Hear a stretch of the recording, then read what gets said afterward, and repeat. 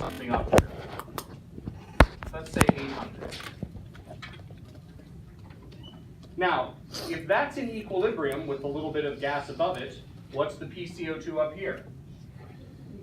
By definition, 800. What's the PCO2 out here in the world? 0.3. Now, as long as that bottle is sealed, fine and good. When I open the soda bottle, what's going to happen? Now, the total pressure out here is 760. If that's really 800, then when I open it, there's a fairly big pressure difference, and I open it, it's going to go, and gas is going to come out. Pretty much straight CO2 in all likelihood. So, once that comes out, what will be the PCO2 here? Yeah, I once had a student try to get the average between 760 and 0.3, but the atmosphere is large. This amount of CO2 is very small. You are not making global warming worse when you open the soda and let it out, aside from the fact that it came from the atmosphere in the first place. Anyway, so now the PCO2 here is 0.3. Which way will CO2 be going, into or out of the liquid? In fact, a difference of pressure that great, that's enormous. The CO2 really, really wants to get out of that liquid. So much so, and it doesn't have enough, where it doesn't have enough surface area to do it, it'll form its own surfaces.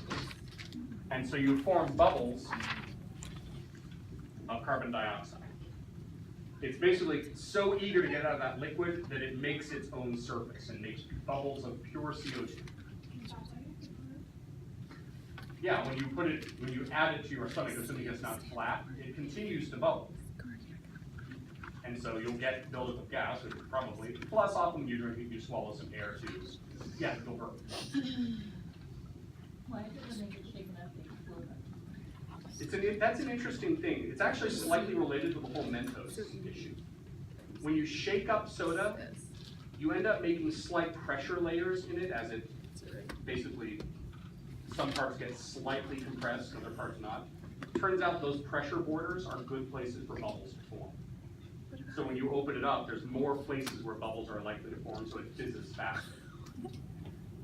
You're familiar with the Mentos Diet Coke thing? Yes. Yeah, you put one in. It turns out that's not a chemical reaction exactly. As it turns out, the surface of a Mentos microscopically is an ideal site for bubble formation. So effectively what you're doing is driving all the CO2 out of it at once. You're making it fizz all at the same time. So it gets lots of bubbles. It's a neat thing, and it's kind of neat that that's how it works. You could test that pretty easily by putting it into flat soda and seeing what happens.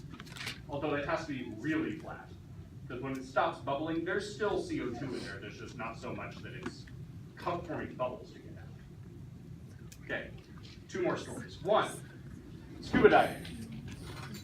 If I'm scuba diving, I'm breathing air at a higher pressure than normal. The whole point of scuba is that you're breathing air at the same pressure as the water around you, which is the only reason you can inhale at all. Deeper water is squishing your chest. You need to breathe in air at high enough pressure to push it out. Assuming it's regular compressed air, it contains higher pressures of oxygen and nitrogen and CO2. So for example, if you're breathing air at 3 atmospheres compression, the PN2 of that air will be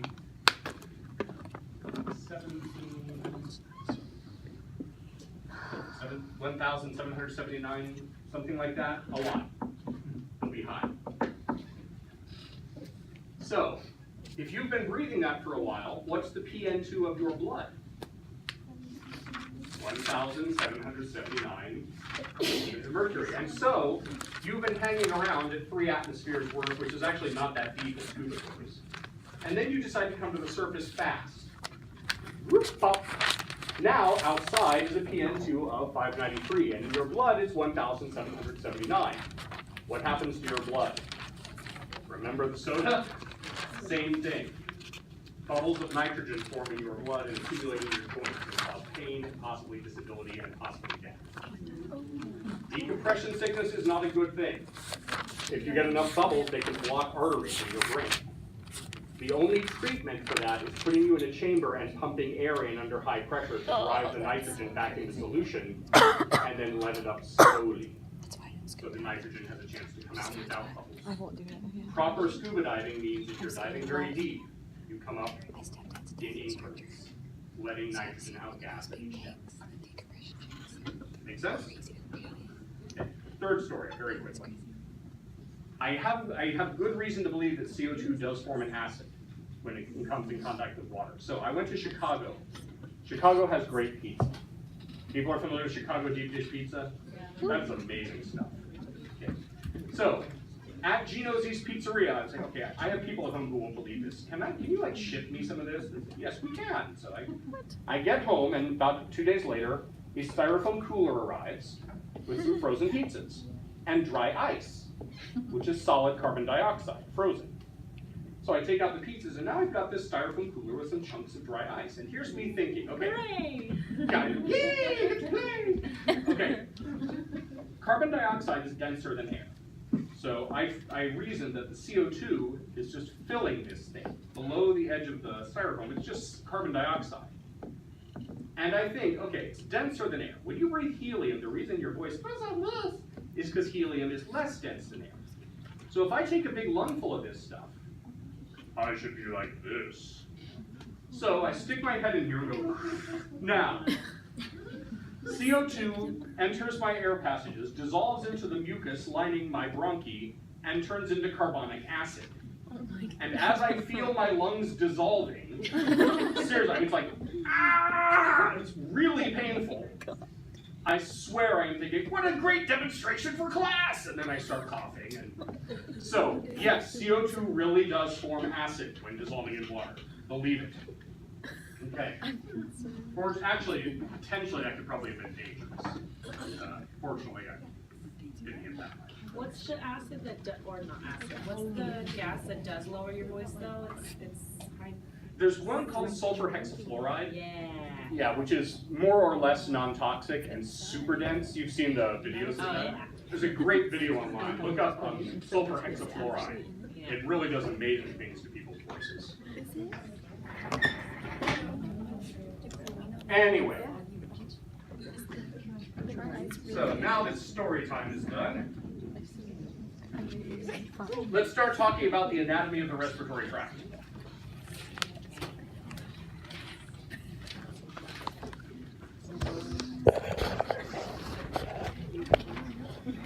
That's a head.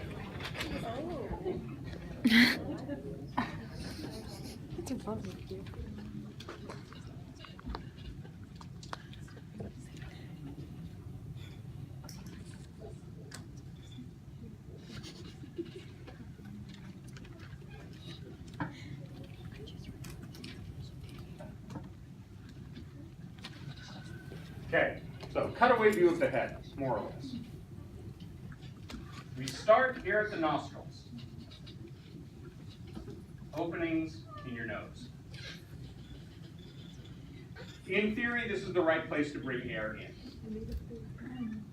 So air comes into the nostrils and enters the nasal cavity, which is a substantial, actually, cavity kind of in the front middle of your head.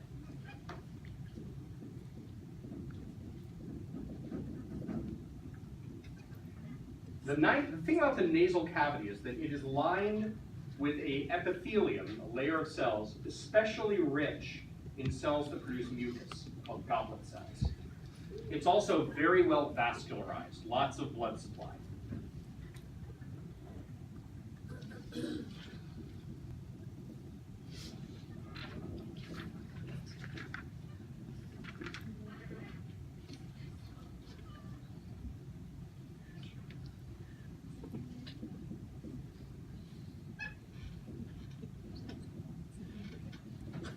It even has some folds of bone to add more epithelium in there, the conchae. Why would we want a bunch of nasal mucus and a bunch of blood vessels? Bacteria, or not good to trap them. The mucus is good for trapping bacteria and mold spores and all the other things that are in the air. To humidify it? It's also good for humidifying. The water in that mucus is added to the air. Ideally, by the time that air reaches your lungs, you want it at 100% humidity so that it doesn't evaporate the moist membrane down in your lungs. So, the mucus is adding water vapor and trapping contaminants. What about the blood vessels? Heating it up. Very good. We want that air warm too. We don't want cold air hitting the lungs. We can avoid it. So we add a lot of heat and a lot of moisture to the air coming in this way. The main reason people say breathe in through your nose is because your nose is better at that than your mouth. That's not, you're not going to die if you breathe through your mouth. It's fine. But, so air comes in through the nasal cavity, in theory. The nasal hairs are mostly for keeping out bugs. And then comes down through the nasopharynx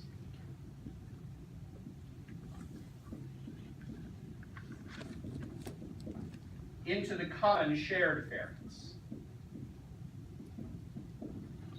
going by the mouth and the oral cavity. It's worth noting that these two things share a common passage.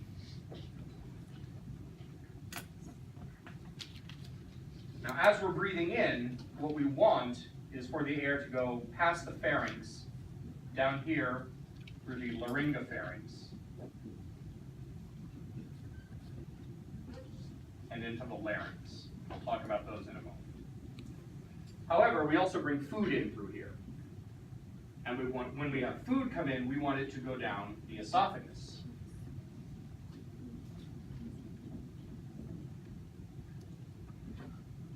How do we direct things one way or the other?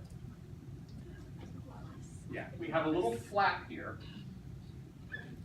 the epiglottis, which, when we swallow, folds down, this comes up a little, and we block off the laryngopharynx, allowing food to slide down into the esophagus. When we're breathing, the esophagus is open, but when you breathe in, we'll talk about this next time, you breathe in by causing low pressure to show up in your lungs. You don't get low pressure in your esophagus, so when the air is coming in, it has no reason to go down the esophagus unless you force it. Instead, it goes down the larynx. Make some sense? Now, when you swallow, you could also theoretically get food to go up into your nasopharynx. But you have a little flap there too, the uvula, the little thing that hangs down at the back of your mouth. Swings up to block the nasopharynx during the swallow. So the thing with milk, how many of you have had milk come out your nose?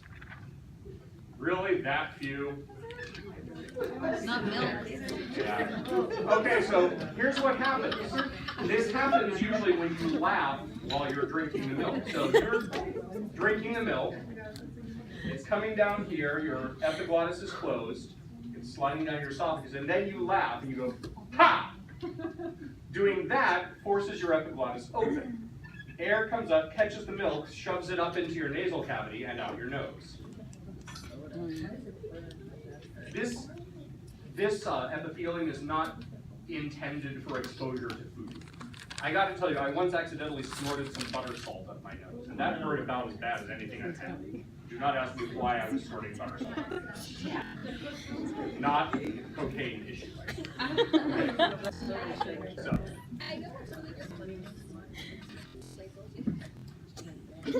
Now, one issue that sometimes comes up here is something called obstructive sleep apnea. Are people familiar with that? The kind of condition where you stop breathing at night occasionally for up to 10, 15 seconds at a time. I have this. And my wife hates it because she has to whack to get you to start breathing again. Oh my God. Which means she doesn't get to sleep much either. Now, the problem with sleep apnea is the person suffering from it does not necessarily wake, but they get bad sleep. Their body partially rouses, so they come out of deep sleep, going, and then they keep breathing, and they start breathing again. This usually happens because as you go to sleep, the soft tissue around here relaxes, and especially if you're heavy, you have enough tissue in there that it collapses and blocks the air passage. So your body has to wake up enough to put it back under tension and open up the air passage again. Over time, this is a serious issue and can lead to major health problems. So there are several ways to fix that. The most helpful for most people is a CPAP, a machine that you wear usually just on your nose, although they have like whole face ones. that forces air down your throat even while you're asleep to keep your air passages open. Sorry? Continuous positive air pressure, yeah. Sorry? I've used one, and I'm probably going to start using one again. Actually, you'd be surprised how little that is the bothersome part. The bothersome part is having the big thing on your face, so it's hard to like turn over on your belly or anything like that. Some people don't tolerate that well.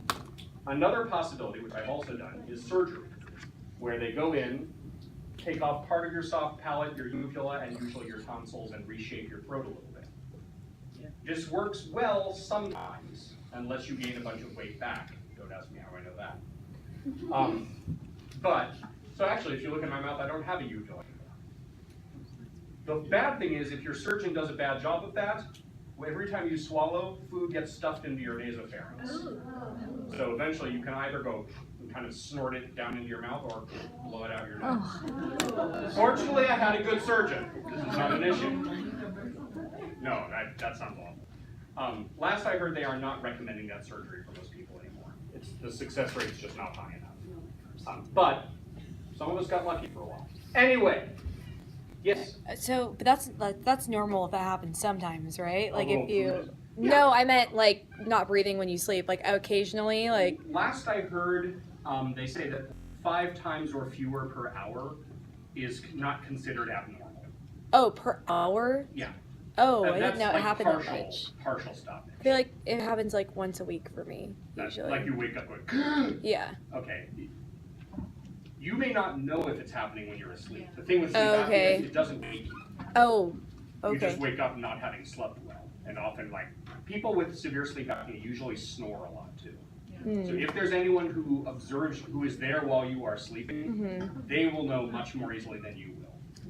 Unless that person If you doesn't get wake up. concerned, a lot of insurances cover studies for this. You can either go in and sleep at the hospital where they will monitor you, or they have kits you take home that monitor you while you're sleeping in your own. All right, now. Scary. Okay. I want to do this last part. Then there's the larynx. So let's assume the air is getting down here, and we get to the larynx, which is this big chunk of cartilage on the front of your neck. And if you're talking and you mess with it, you can tell that this is the part where your voice is produced. Deep in that cartilage, in the center, where the air passage goes through, you've got several folds of tissue stretched out that can be moved in and out over the airflow, stretched tighter or looser. They vibrate in the air and they produce sound. Now, the human voice is an absolutely fascinating thing that's been studied extensively. But a lot of the study has gone into people who produce music with their voice, who sing in various ways. There's actually some really interesting ways that works. But one of the things that came was this. Before puberty, both sexes have thin, stretchy vocal folds, which produce high-frequency vibrations, so they sing high. Males and females before puberty are usually sopranos or altos in terms of voice type. With puberty, both sexes thicken the vocal folds some, but men thicken it much more and also put in a lot more cartilage in it, which means it resonates more slowly, and men tend to have lower voices than women. Not always. My mom's a baritone, but sometimes, rarely. Oh my gosh. But most of the time, women have higher voices than men. However, young singers have really interesting voices, and back in the, I think, 1700s, people had this idea saying, well, wouldn't it be nice if we had someone with the lung power of a grown man, but the very high, pure voice of a boy soprano? How could we accomplish? I know, we'll cut their testicles off. Oh. And so, very promising male boy sopranos were sometimes castrated, so that they would retain they would grow into adult men, but they would retain their high voice. They were called castrati, and they were rock superstars of their day. Seriously, some of them had extraordinary voices. It's a voice type that we don't really have anymore, because we don't do that anymore. But they still do it. I just saw them. There are still male sopranos. There are no intentional castrati, because that's illegal as far as I know. Oh my God. There are men who learn to sing soprano, but they do it in a different way. They develop falsetto to an extraordinary degree. Countertenors and I think there's one called sopranists, that's a slightly different technique to do it. At least, I mean, did you, Was it- I mean, it was on state, my poor husband thought it would be like really romantic, and that's the only opera he's ever seen. It's a castrata, and it was terrible for him, but it was interesting. it may have been a castrato role, but It was a Verdi opera. okay, it's probably sung by a countertenor then, would be my guess. I don't know, maybe there are people who for other reasons have Yeah, been his castrated. name's taking hormones. Could be, or maybe, although they'd have to have been taking hormones since Cold blood. yeah. I'm pretty sure he was.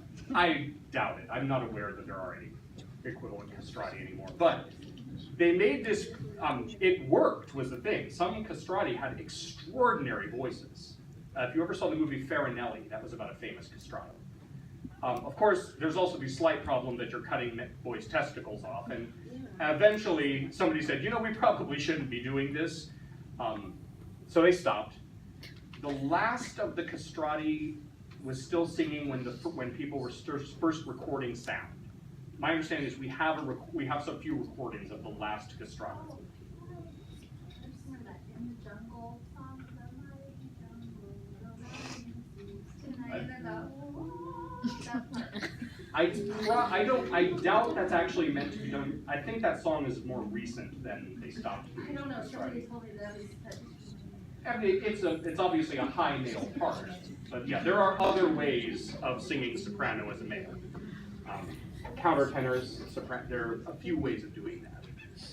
In any case, although after it was made illegal for a while, apparently in the orphanages, there were a surprising number of accidents that happened to promising young male singers.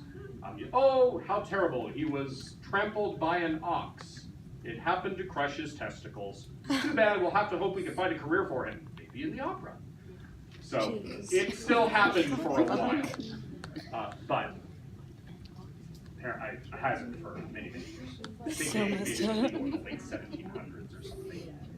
Anyway, so, at this point, we're at the bottom of what we call the upper respiratory tract. Below here, we get into the lower respiratory tract, which we'll do next time. So below here, we go into the trachea, the bronchi, the bronchioles, we're into the lungs. So next time, we'll finish this, we'll get into the alveoli, and talk about the structure of the lungs and how we use it. Alrighty, good enough for one day.